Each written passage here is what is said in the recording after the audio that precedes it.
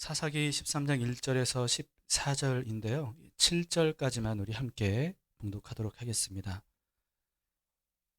한 절씩 교대로 읽습니다. 이스라엘 자손이 다시 여호와의 목전에 악을 행하였으므로 여호와께서 그들을 40년 동안 블레셋 사람의 손에 넘겨주시니라. 소라 땅의 단지파의 가족 중에 마노아라 이름하는 자가 있더라. 그의 아내가 임신하지 못함으로 출산하지 못하더니 여호와의 사자가 그 여인에게 나타나서 그에게 이르시되 보라 네가 본래 임신하지 못함으로 출산하지 못하였으나 이제 임신하여 아들을 낳으리니 그러므로 너는 삼가 포도주와 독주를 마시지 말며 어떤 부정한 것도 먹지 말지니라. 보라 내가 임신하여 아들을 낳으리니 그의 머리 위에 삭도를 대지 말라. 이 아이는 태에서 나옴으로부터 하나님께 바쳐진 나실인이 됨이라. 그가 블레셋 사람의 손에서 이스라엘을 구원하기 시작하리라 하시니 이에 그 여인이 가서 그의 남편에게 말하여 이르되 하나님의 사람이 내게 오셨는데 그의 모습이 하나님의 사자의 용모 같아서 심히 두려움으로 어디서부터 왔는지를 내가 묻지 못하였고 그도 자기 이름을 내게 이르지 아니하였으며 함께 그가 내게 이르기를 보라 내가 임신하여 아들을 낳으리니 이제 포도주와 독주를 마시지 말며 어떤 부정한 것도 먹지 말라. 이 아이는 태에서부터 죽는 날까지 하나님께 바쳐진 나시림이 됨이라 하더이다 하니라. 아멘. 앉으시겠습니다. 네, 하나님의 말씀입니다. 여호와의 사자가 삼손의 부모에게 나타나서 삼손의 탄생을 예고하는 그런 내용이죠. 사사기의 마지막 사사인 삼손의 이야기가 오늘 13장부터 시작해서 16장까지 이어집니다. 이제까지 우리가 살펴본 사사들 중에 가장 많은 그 분량을 차지하는 사사가 바로 이 삼손인데요. 그렇다고 삼손이 사사시대의 마지막 사사는 아닙니다. 사무엘상에도 사사들이 나오거든요. 이어서 엘리 그리고 사무엘도 나오고 또 사무엘의 두 아들들도 이어서 사사가 되었다고 이야기가 됩니다. 기록이 되어 있습니다. 삼손의 이야기는요, 정말 그냥 이렇게 그냥 읽으면 판타지 소설 같이 그렇게 좀 흥미로워요. 그런데 그냥 보통 판타지 소설이면 그렇게 흥미롭다 하고 그냥 재밌다 그렇게 읽기만 하면 끝인데, 근데 이게 성경이잖아요. 하나님의 말씀이지 않습니까? 하나님께서 왜 삼손의 이 이야기를 성경에 기록되게 하셨을까? 이걸 생각해 보면 삼손의 이야기는 정말 골치 아픕니다. 굉장히 난해한 내용이 돼요. 우리가 쉽게 이해하기 어려운 어떤 그런 성경이 이 내용이 바로 삼손의 이야기입니다. 그래서 삼손을 쉽게 읽으려고 하시면 안 됩니다. 생각을 좀 많이 하면서 읽으셔야 돼요. 삼손을 읽을 때 우리가 주의해야 될 점 한 가지를 말씀을 드리자면 하나님이 삼손을 굉장히 특별하게 선택하셨지 않습니까? 그리고 굉장히 특별한 힘과 능력을 주셨어요. 은사를 주신 거죠. 그렇다고 해서 삼손의 모든 말과 행동이 하나님께로부터 나온 것이라고 볼 수는 없습니다. 그렇게 봐서는 안 됩니다. 하나님은 삼손을 통해서 선하신 뜻을 이루셨어요. 분명히 이루셨는데 그런데 삼손의 삶과 행동은 전혀 하나님의 뜻과는 상관이 없었습니다. 삼손은 자신의 정욕과 혈기를 따라서 살았던 사람이죠. 그래서 참 많은 잘못을 저질렀던 사사입니다. 사사 시대를 우리가 보면서 사사들의 상태도 그렇고 이스라엘의 상태도 점점 악화된다는 것을 우리가 봤잖아요. 이 마지막 사사답게 정말 삼손은 가장 어떻게 보면 형편없는 그런 사사라고 볼 수 있는 거예요. 그런데 하나님은 그런 삼손을 통해서 이스라엘을 블레셋에게서 구원하셨다는 거죠. 그런데요, 이것도 우리가 간단하게 생각하면 안 됩니다. 하나님께서 삼손을 통해서 블레셋에게서 구원하셨다는 것은 단순히 블레셋으로 인한 고통으로부터 건져주셨다 이런 뜻은 아니에요. 앞으로 이제 여기에 대해서 우리가 삼손에 대해서 보게 될 겁니다. 큐티 하시면 여러분들이 보실 수가 있습니다. 오늘 은혜를 잘 들어보세요.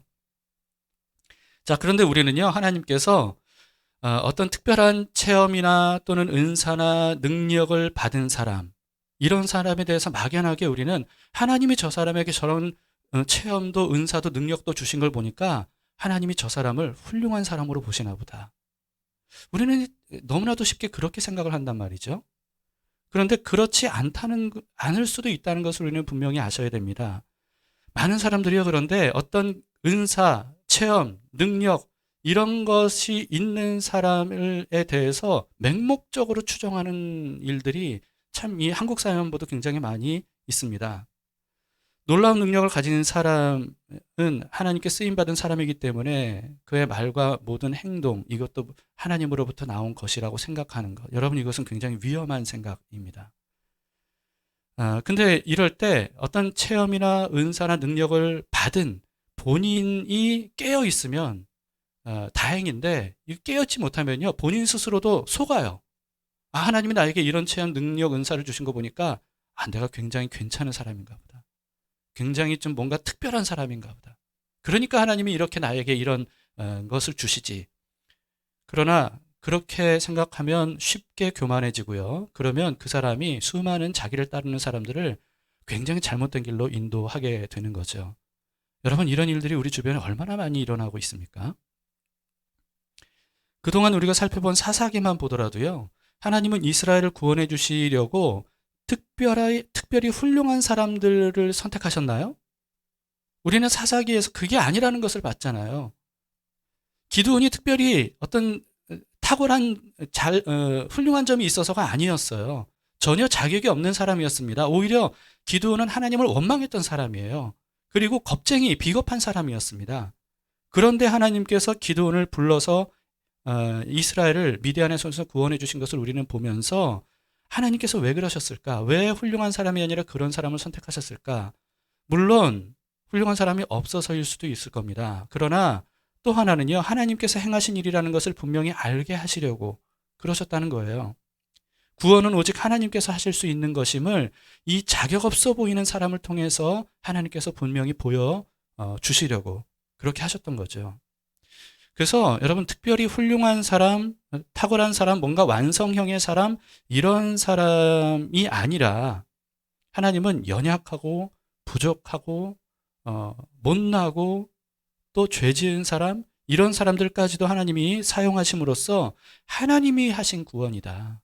사람이 아니라 하나님으로부터 나온 일이다.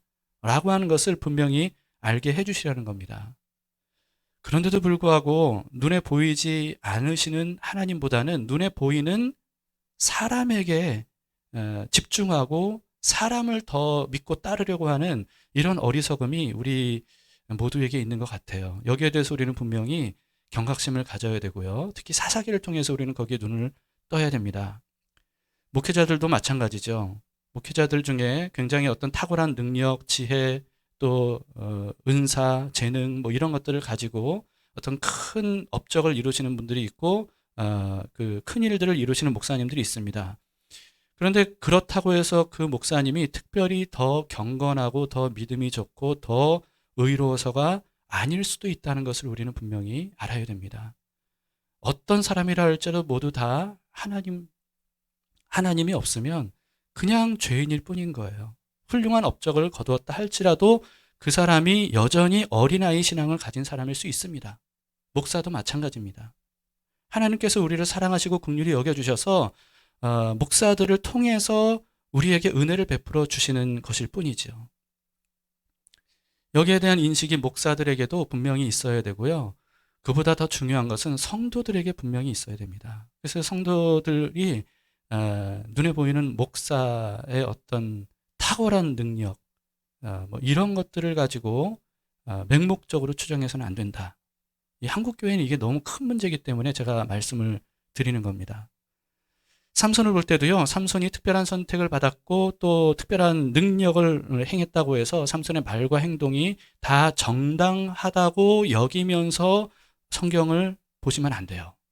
삼손을 보실 때도 분명히 이걸 구분해서 보실 수 있어야 됩니다. 오늘 본문은요, 삼손이 태어나기 전에 여호와의 사자가 삼손의 부모인 이 마노아의 부부에게 나타나서 삼손이 태어날 것을 예고하시는 그런 내용입니다. 이전에 입다 사사 이후에 입산, 엘론, 압돈 사사가 차례대로 다 지나가고 난 다음에 이들이 다 죽고 난 다음에 또다시 이스라엘이 하나님께 악을 행했다고 오늘 본문에서 기록을 하고 있어요. 역시나 이 사사기의 사이클이 이때 그냥 그대로 돌아갔던 겁니다.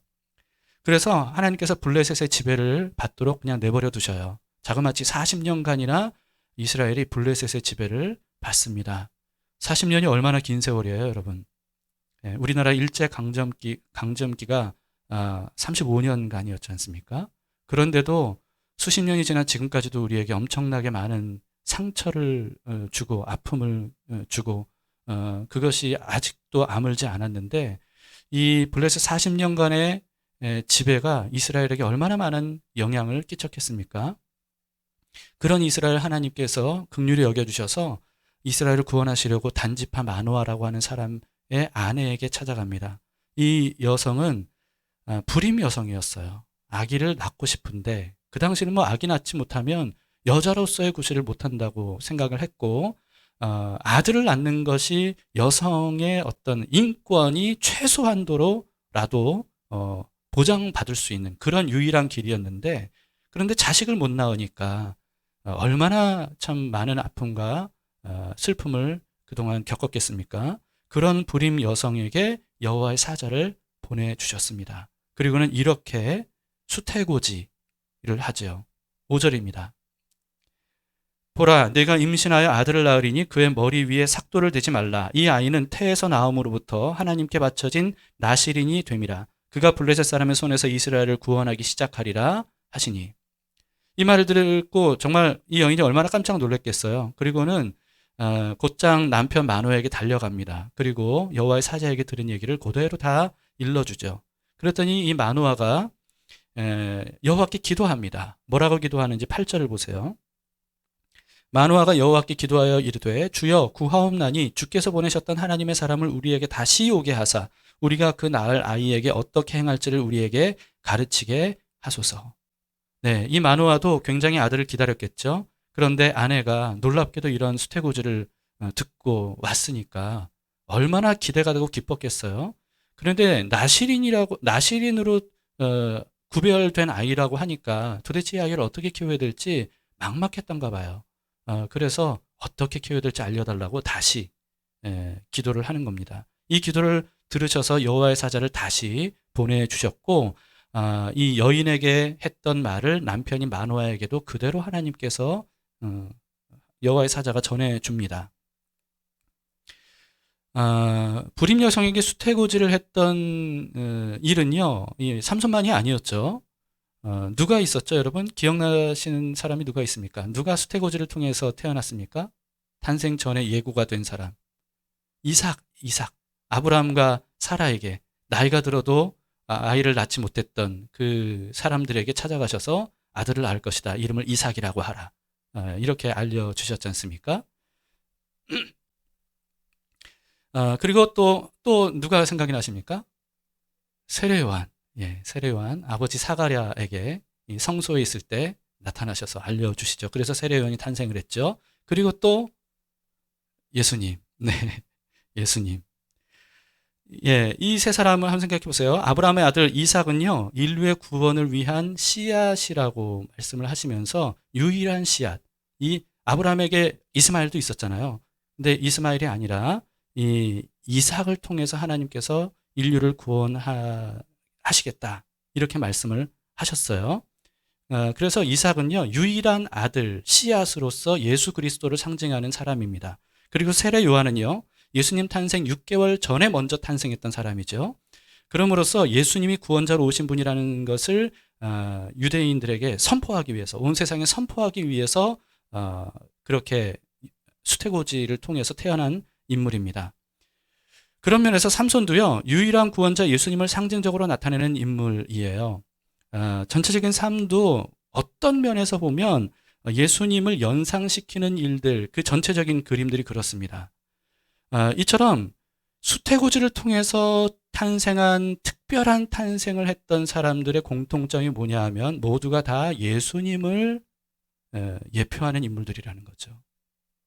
그리고 그 절정으로 예수님께서 수태고지를 통해서 자그마치 처녀의 몸을 통해서 탄생하는 전무후무한 일이 일어나서 그 예수님이 바로 그 이삭과 세례요한과 삼손이 예표한 예수 그리스도 구원자임을 우리에게 알려주고 있습니다.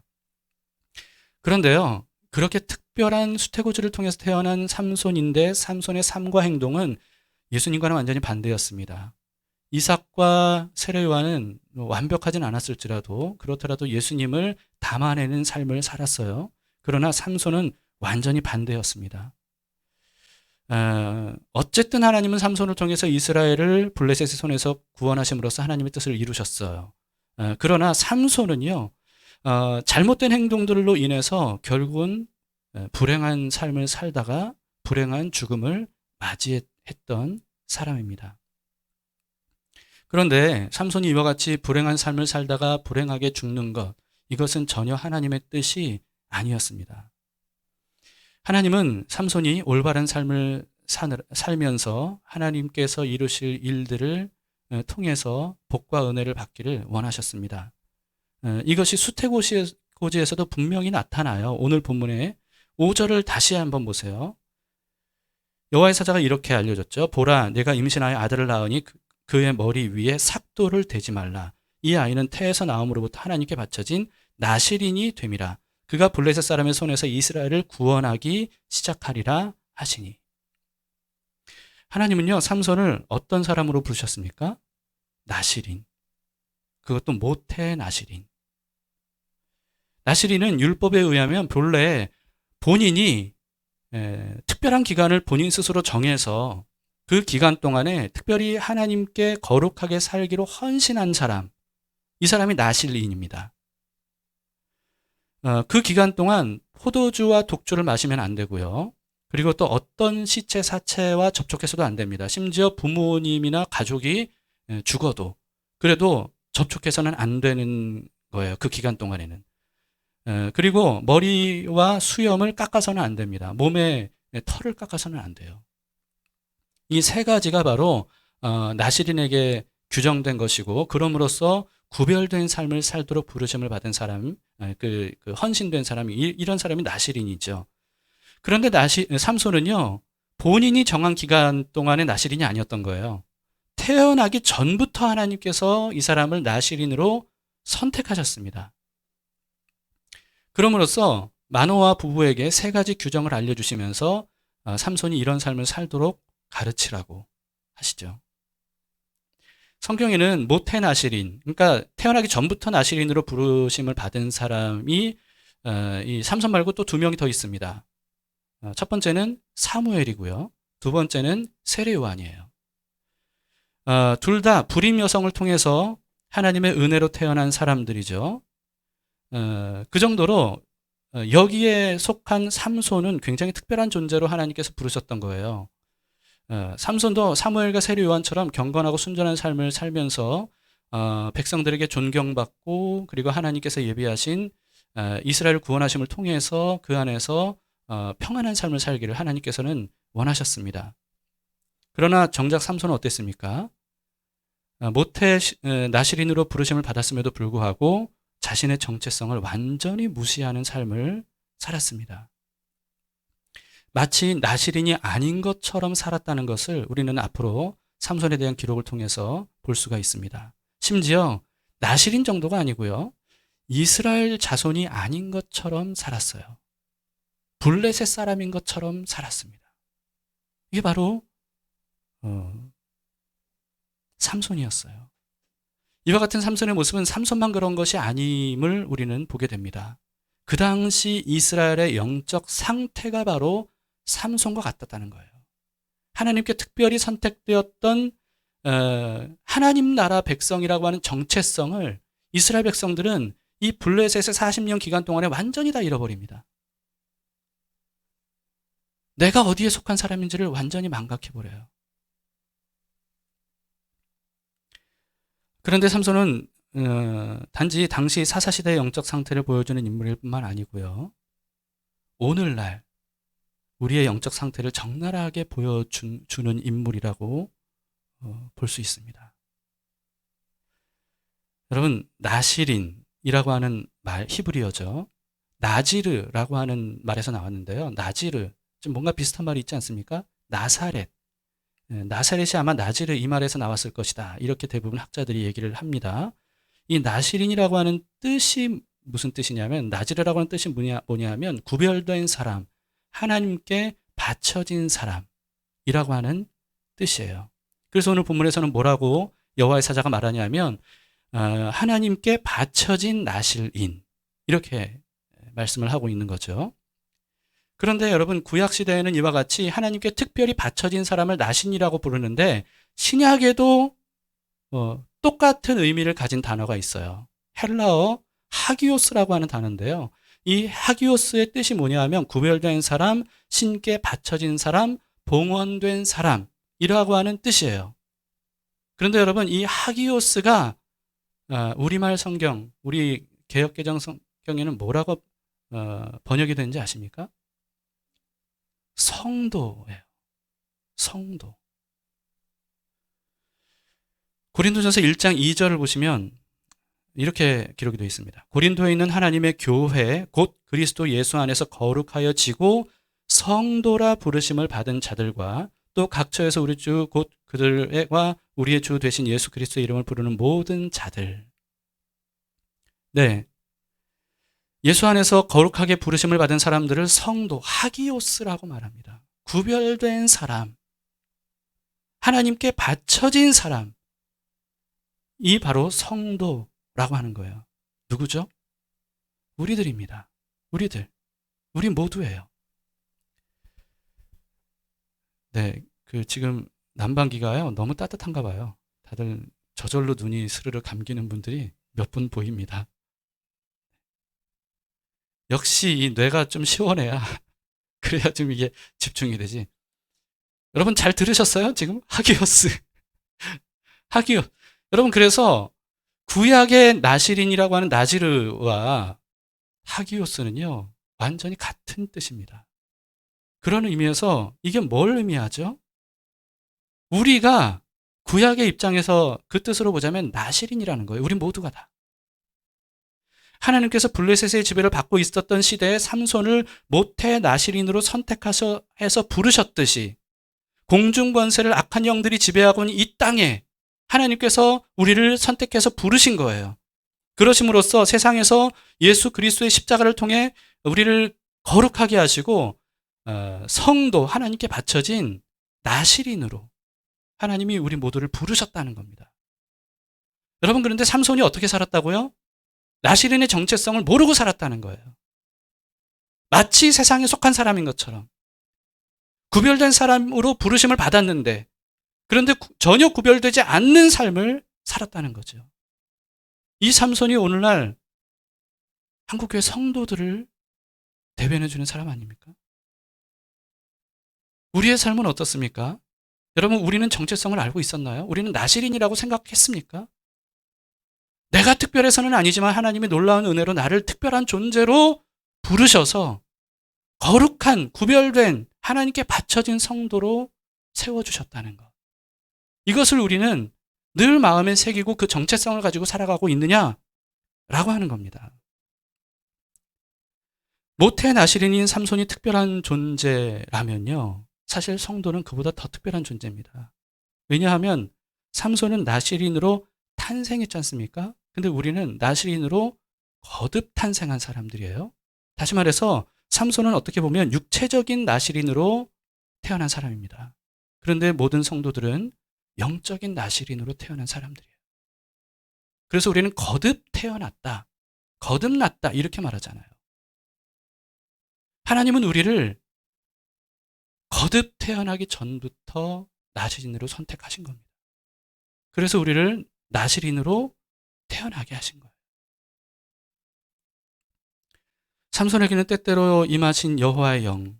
성경에 보시면 이제 삼손 이야기를 보실 때 때때로 삼손에게 여호와의 영이 강력하게 임해서 그래서 삼손이 놀라운 괴력을 발휘하는 내용들이 많이 나옵니다. 그런데 여러분 이렇게 삼손에게는 때때로 임했던 여호와의 영이 오늘날 우리에게는요 항상 함께 하셔요. 우리에겐 늘 함께 하십니다. 우리가 그걸 인지하지 못해서 그렇죠. 우리가 거기에 대해서 별로 관심이 없어서 그렇죠. 우리가 그 성령을 자꾸 소멸하고 그 성령님을 주인으로 삼지 않으니까 그렇죠. 우리에게는 삼손에게 임하셨던 여호와의 영이 늘 함께 계신다는 거예요. 그런데 앞서 말씀드린 대로 삼손이 특별한 선택을 받았고 삼손을 통해서 이스라엘을 구원하시는 하나님의 뜻을 이루셨다고 해서 삼손이 훌륭한 사람이기 때문은 아니라고 말씀을 드렸죠. 우리도 마찬가지 아닙니까? 우리를 구원하시고 선택하시고 성령님을 보내주신 것, 또 우리에게 여러 가지 특별한 은사, 재능을 허락해 주신 것, 그럼으로써 하나님의 뜻을 이루게 하시는 것, 여러분 이런 것들은 우리가 훌륭해서가 아닙니다. 하나님의 전적인 은혜인 거예요. 이것을 잊으면 안 되죠. 우리가 그것을 잊으면 기드온처럼 입다처럼 잘못 갈 수가 있는 겁니다. 하나님의 엄청난 은혜를 받았어도. 하나님께서 삼손을 통해서 이스라엘을 구원하신 것과 삼손의 영적 상태는 별개였습니다. 삼손은 자신의 정체성을 망각하고 블레셋 사람과 다름없는 삶을 살았어요. 하나님의 뜻을 이루어가는 삶을 살면서도 그랬습니다. 마찬가지입니다. 여러분, 하나님은요, 불가항력적인 그 하나님의 뜻을 우리가 어떤 삶을 살든지 간에 반드시 이루실 거예요. 그 뜻은 하나님께서 이루겠다고 약속하신, 제가 세 가지 뜻 말씀드렸죠. 첫 번째, 불가항력적인 하나님의 뜻은 어떤 방식으로든 하나님은 반드시 이루십니다. 그런데 우리가 거기에 쓰임 받았다고 해서 우리가 잘한 것이라고 정당화할 수는 없는 겁니다. 우리의 삶과 행동이 하나님이 뜻을 이루시는 것과는 별개인 거예요. 삼손이 그랬던 것처럼 하나님께 이와 같이 놀랍게 구원을 받아서 나실인으로 하나님께 바쳐진 사람으로 하나님께 부르심을 받았음에도 불구하고 우리가 삼손처럼 자기의 정체성을 잃어버린 채 이 세상에 속한 사람과 똑같이 살아가게 되면 우리 역시 세상 사람들과 다름없이 불행한 삶을 살다가 불행한 죽음을 맞이할 수밖에 없는 겁니다. 후회 가득한 삶이겠죠. 삼손 얘기가 아직 나오진 않았을지라도 여러분, 우리는 삼손의 결말을 다 알고 있지 않습니까? 삼손은 후회가 가득한 채 죽었어요. 우리가 하나님의 나실인이라고 하는 이 정체성을 잃어버린 채 살아가면 후회밖에 남지 않는 인생을 살 수밖에 없습니다. 나실인으로 거듭난 우리들, 영으로 시작했다가 육체로 마치는 사람들이 굉장히 많이 있습니다. 처음에는 정말 뜨거운 사랑으로 하나님을 사랑하고 오늘 우리가 고백한 것처럼 주 없이는 살 수 없습니다. 고백을 했지만 그런데 삶을 살면서 점점 이 세상에 속한 사람처럼 그렇게 동화되어 가고 자기의 정체성을 점점 잊어버린 채 살아가다가 결국은 세상과 똑같이 육체로 마치는 이와 같은 사람들이 얼마나 많이 있는지 몰라요. 여러분, 우리도 그럴 가능성이 있다는 것을 늘 생각하시면서 이 삼손을 보시면서 우리는 경각심을 가져야 됩니다. 반면에 또 다른 모태 나실인들을 보면서 우리는 배워야 됩니다. 또 다른 모태 나실인 누가 있다고 그랬죠? 두 사람, 사무엘, 요한, 세례 요한. 이 둘은 다 누구를 상징한다고요? 예수님을 상징하죠. 나사렛 예수로 불리셨던 예수님. 봉헌된, 구별된 이라고 하는 뜻의 나즈르에서 나온 나사렛 예수라고 예수님은 불리셨습니다. 그 예수님은 정말 나실인들 중에 나실인이었습니다. 확고한 정체성을 가지고 계셨어요. 하나님께서 나를 이 땅에 부르셨다 라고 하는 이 정체성, 나를 통해 하나님께서 모든 인류에게 구원을 베푸실 것이다 라고 하는 이 정체성. 그래서 예수님께서는 모든 삶과 죽음을 거룩하신 하나님께 바쳐진 채로 그렇게 사셨습니다. 예수님 스스로도 말씀하셨죠. 내가 하는 말은 나의 말이 아니다. 내 아버지께서 나에게 하라고 하신 말씀이다. 내가 하는 행동은 나의 자의적인 행동이 아니다. 내 아버지께서 하라고 하신 대로 나는 하는 것일 뿐이다 라고 말씀하셨습니다. 겟세마네 기도에서는 뭐라고 기도하셨습니까? 내 원대로 마시고 아버지의 뜻대로 되기를 원합니다. 예수님은 탄생부터 십자가에서 숨이 끊어지는 그때까지, 아니요, 그 이후 부활, 승천까지도 예수님의 모든 삶과 죽음과 부활과 승천은 모두 다 하나님 아버지의 뜻을 이루고자 하는 이 나실인으로서의 정체성, 구원자로서의 정체성을 가지고 사셨다는 겁니다. 우리가 바로 여기서 우리의 삶을 배워야 되는 거죠. 하나님께서 여호와의 영이신 성령님을 모든 성도들에게 보내주셨다고 말씀드리지 않았습니까? 때때로 필요할 때만 보내주시는 게 아니라, 물론 성령 충만은 좀 다른 얘기지만요. 성령께서 늘 우리와 함께 하세요. 그런데 왜 성령님을 우리에게 그토록 보내셔서 우리와 함께 하도록 하셨을까요? 성령님의 특징은 예수님을 드러내는 일을 하시는 겁니다. 성령님의 가장 중요한 역할이 바로 예수님을 드러내는 거예요. 우리 안에 성령님을 보내주신 이유는 뭐냐 하면 예수님처럼 살게 하시려고 하는 겁니다.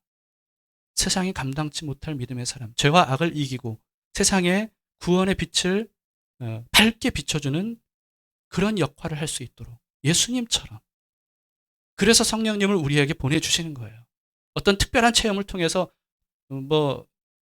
사람들에게 그걸 자랑하고 높이라고 성령님을 보내주시는 게 아니라는 겁니다.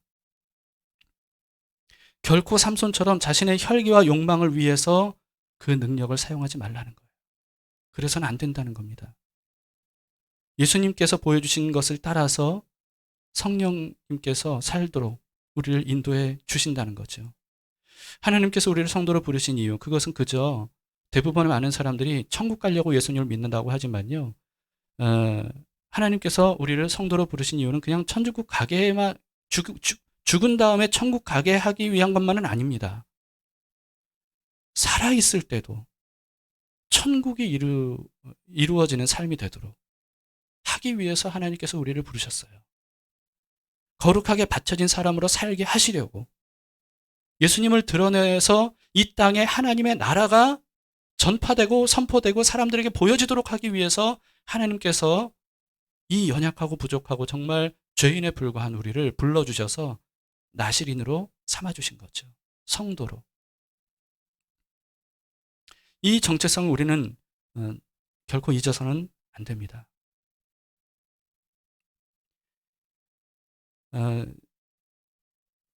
시간이 되면 이 얘기를 하려고 그랬는데 시간이 좀 되지 않나 싶어요. 제가 제일 좋아하는 가수가 있는데요. 악뮤입니다.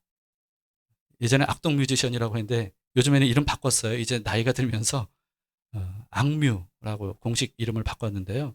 작년 10월에 발표한 동생 이수연의 솔로곡, 최초의 솔로곡인 에일리언이라고 하는 곡을 아시는 분들은 아마도 30대 이상은 좀 20대까지는 아마 많이 알 텐데 그 이상은 잘 모르지 않을까 하는 생각이 듭니다. 이 에일리언이라고 하는 곡이 가사가 굉장히 큰 이슈가 됐습니다. 이 오빠인 이찬혁이 작사 작곡을 한 곡인데요. 자존감이 무너진 딸에게 엄마가 딸의 정체성을 알려주면서 용기를 북돋워주는 컨셉으로 만들어진 곡이에요. 이 노래 가사가 알려지면서 젊은 층이 굉장히 큰 위로와 힘을 얻었다고 합니다. 그런데 저는 이 가사 내용이요, 좀 완전히 다른 의미로 좀 다가오더라고요. 모르겠습니다. 이찬혁 군이 정말 제가 생각한 그런 생각으로 이 가사를 만들었는지 모르겠는데요. 이 에일리언, 외계인이라는 뜻이지 않습니까? 이 에일리언이 저는 나실인, 성도 이렇게 대입이 되더라고요. 자, 이 가사를 보면요. 사실 엄마가 이제 나에게 내가 에일리언이라고 말해줬다는 거예요. 사실 넌 먼 별나라에서 왔어. 이렇게 돼 있죠. 자, 이 먼 별나라가 이제 그 엄마 뱃속입니다. 둥그렇게 이제 솟아오른 엄마 뱃속. 이게 이제 먼 별나라로 묘사를 한 거고요. 그리고 여기 외계인이라고 된 것은 지구인과는 다른 존재 아닙니까? 이 세상 사람들과 다른 존재, 구별된 존재. 네, 라고 하는 의미입니다. 그리고 그 다음에 넘겨보시면요. 네, 이게 다 보면 그 가사를 다 보면 좀 시간이 드니까 한 번 더 넘겨주세요. 넌 이 판을 뒤집기 위해서 왔어. 이렇게 말하고 있어요. 죄와 악이 득세한 세상의 판도를 바꾸시려고 하나님께서 나실인을 보내주신 것처럼 우리 성도들을 부르셨다라고 저는 해석이 돼요. 세상에 하나님의 나라가 이 확산되도록 악한 영들이 세상을 지배하고 있는데 그런 세상의 판도를 바꾸시려고 하나님께서 우리를 이 땅에 보내셨다라고 하는 거죠. 그 다음에요. 누군가 그 앞에 다시요. 네, 누군가 너의 기억을 지워 모든 것을 방해하는 거야. 이게 뭘 의미하겠습니까? 사탄, 악한 영들의 속임수로 성도들의 이 정체성, 나시린으로서의 삶을 살아가야 될 우리들의 정체성을 계속 잊어버리도록 하는 겁니다. 바쁘게 살 수밖에 없게 하고 세상의 온갖 그 메시지를 통해서 우리의 생각들을 희석시켜서 거의 형체가 남지 않을 정도로, 흔적이 남지 않을 정도로 그렇게 우리를 방해하는 거죠. 이 정체성을 잊어버리게. 그 다음에요. 점점 가둬둘 수 없을 정도로 커져가는 너의 힘과 목소리. 세상이 감당치 못할 믿음의 사람으로 성장하는 그리스도인, 나시린의 모습을 보여주는 거라고 생각하고요. 그 다음에 내게 특별한 힘이 있다는 걸 알게 했으니 이젠 너에게 주어진 답이 있겠지. 우리에게 세상을 이길 수 있도록 성령님을 부어주시고 세상으로 우리를 보내신 겁니다. 예수 그리스도의 이름의 권세, 성령의 능력, 이것을 그리스도인들에게 주시고 세상에 가라 말씀하셨지 않습니까? 땅끝까지 이르러 가라. 하나님의 나라를 전파하라 말씀하셨죠. 그 다음에 베일 뒤에 숨을 필요 없어. 에일리언. 여러분 이 에일리언이라는 말을 나시린 또는 성도, 크리스찬 이렇게 여러분 바꾸시면 좀 와닿지 않을까 싶습니다. 베일 뒤에 숨을 필요가 없다는 겁니다. 자신이 구별된 정체성을 가진 사람이다 라고 하는 것을 세상에 당당히 드러내고 그와 같이 크리스찬으로 세상을 살아가라 라고 하는 겁니다. 그리고 이후에 비로소 이런 엄마의 말을 들은 딸이 자신의 정체성을 깨닫게 됩니다. 그리고는 강력하게 선포하는 가사로 이 클라이막스, 이 노래의 클라이막스입니다. 가장 높은 절정이 있는데요. 누구든 내가 누군지 묻는다면 망할 이 지구를 구원할 에일리언. 죄와 악으로 망할 수밖에 없는 이 세상에 예수 그리스도의 복음을 들고 구원을 선포하기 위해서 태어난 나시린이라고 하는 겁니다. 바로 우리들 에일리언을 크리스찬이라고 바꿨으면 좋겠다라고 한 거죠. 여러분 그 이찬혁이 이런 의도로 이 노래를 지었는지는 잘 모르겠습니다. 그건 뭐 확인될 수도 없고요. 본인이 얘기한 적도 없고. 그런데 제가 이 가사를 보면서 이찬혁, 이수연 이 두 남매가 선교사의 아들, 딸 아니겠습니까? 이 곡뿐만 아니라 사실 이 이찬혁이 만든 곡들의 가사들이 심상치 않은 내용들이 좀 많이 있더라고요. 물론 전혀 겉으로는 그런 것들이 일반적으로 봤을 때는 드러나지 않을지라도 제가 봤을 때 거기에 이런 어떤 코드들이 좀 많이 숨겨져 있다고 저는 느껴졌습니다. 이 가사들도 하나하나 보면서 이게 그냥 단지 보통 청년들에게 그냥 단지 위로와 용기를 주기 위한 내용만은 아니겠구나 하는 그런 느낌을 저는 받았어요. 그리고 가사 하나가 바로 크리스찬들의 정체성을 일깨워주는 그런 내용으로 다가왔습니다. 여러분들은 어떠신지 모르겠습니다. 이 내용들을 여러분들 생각해 보세요. 하나님께서 나시린으로 우리를 삼손처럼 부르셨습니다. 그렇다면 우리는 어떻게 살아야 되겠습니까? 하나님께서 우리를 통해서 하나님의 불가항력적인 뜻은 반드시 이루어질 거예요. 그러나 우리는 어떻게 살 거냐는 거죠. 과연 정말 하나님께 거룩하게 바쳐진 사람으로 살 것이냐? 아니면 삼손처럼 그 정체성을 완전히 잊어버리고 마치 블레셋 사람처럼 살 것이냐? 블레셋으로부터 구원하기 위해서 하나님께서 삼손을 나시린으로 부르셨는데 오히려 블레셋 사람처럼 살아가는 이와 같은 삼손처럼 오늘날 많은 성도들, 그리스도인들이 그와 같은 모습을 가지고 있다는 거죠. 예배당에 나와서 예배는 드려요. 예수님을 믿는다고는 해요. 죽으면 천국 갈 거라고 믿어요. 그런데 정작 이 땅에서의 삶은 세상 사람과 별반 다르지 않은 삶을 살기 때문에 그렇기 때문에 오늘 한국교회가 이와 같이 거의 무너진 것처럼 보여지지 않는가 싶습니다. 얼마 전에 설문조사를 했다죠. 그리스도인들에 대한 신뢰도를 검사했습니다. 여러분 그리스도인들을 신뢰하는 신뢰도가 20%도 안 되더라고요. 무슨 뜻입니까? 80% 넘는 사람들은 성도들, 크리스찬들을 신뢰하지 않는다는 거예요. 왜 이렇게 됐겠습니까? 여기에 대해서 우리는 삼손을 통해서 우리 한국교회 우리 자신의 모습을 볼 수 있어야 됩니다. 그렇다면 우리는 어떻게 될 것인가?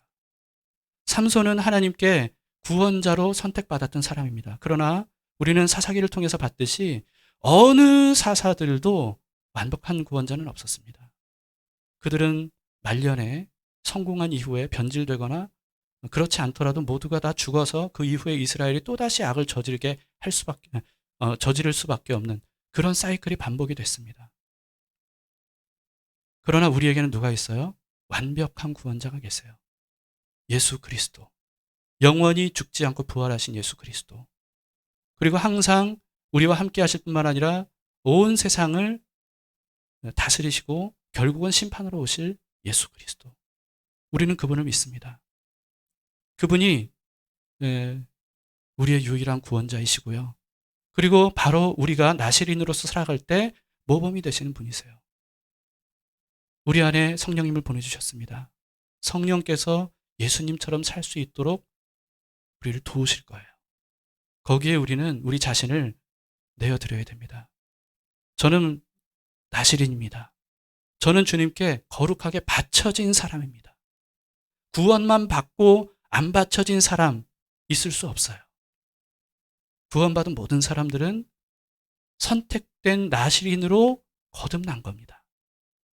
이 정체성을 악한 영들에 의해서 절대 잊어서는 안 됩니다. 절대 이 정체성을 빼앗겨서는 안 돼요. 이 망할 지구를 구원할 크리스천으로 우리를 부르신 그 주님의 부르심 앞에서 우리는 우리 자신의 정체성을 굳게 빼앗기지 말고 붙드심으로써 하나님께서 우리를 향해 예비하신 놀랍고 아름다운 삶을 살아갈 수 있기를 바랍니다.